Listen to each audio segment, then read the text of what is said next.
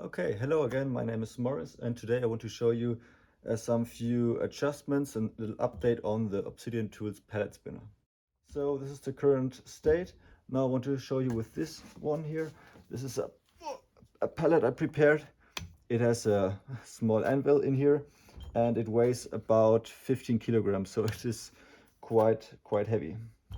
So I open it pretty easy and then I just have this 52 millimeter post-its, length post-its. Close it up with 2 fingers. Finger tight is plenty enough because it engages with the taper and there is no force required. It's a form fit. And then I just can, rotate it, spin it, and it is really solid. So of course the table is not the best, but even though if I push down here, it really doesn't move too much. I can change out my parts, so put my raw material in, take out my finished parts, rotate it 180, do it again, and it is a real joy to use because it just makes fun to spin it around. And with the long feet, even unclamped, unscrewed down, it is plenty solid. And then if I want to take it back out, just remove it. And as you can see, I had some time in the holidays, so I worked a little further on it and I made quite some changes. So first of all, here we have these nice sturdy 4mm stainless steel feet with these 4 slots, so you can bolt it down on your table to really fixture it and make it really sturdy. But even unclamped, it is really sturdy because these feet are quite long. So if you have a pallet on here, it is really solid. Another very important change I made is with the clamping system. So on the older iteration, I had this clamping ring which I used on the shaft, so I could just clamp it down and it was really strong, really solid, even stronger than we need here for this application. But it had one big disadvantage, or two. It was more complicated, and this ring always had contact with the shaft, so the friction was higher and it didn't rotate as smoothly as it does now. So the current clamping system is just a screw which clamps directly on the shaft, and even with a little finger tight, it is extremely solid. So I cannot move it, and this is plenty enough.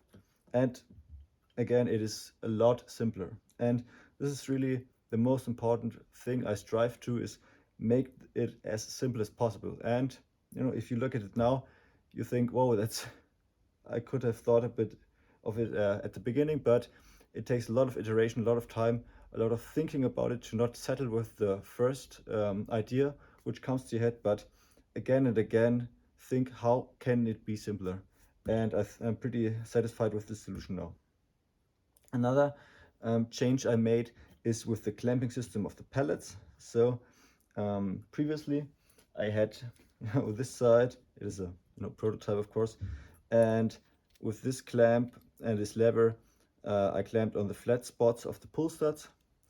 But the big disadvantage with this system is it is way more complicated, way more machining, way more parts, and you have to adjust this lever quite precisely to have the correct friction, the correct clamping force, and it can shift. So there is a polymer washer here which can compress, and you have to readjust it, so I didn't like it. Now the current system is again just 2 screws with a conical tip, which engage perfectly with the contact with the taper of the pull studs, so it is extremely solid and also very easy.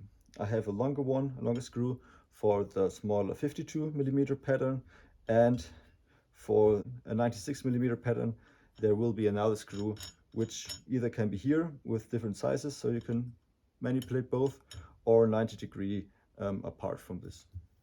Okay, so this was a little update. I hope you enjoyed it.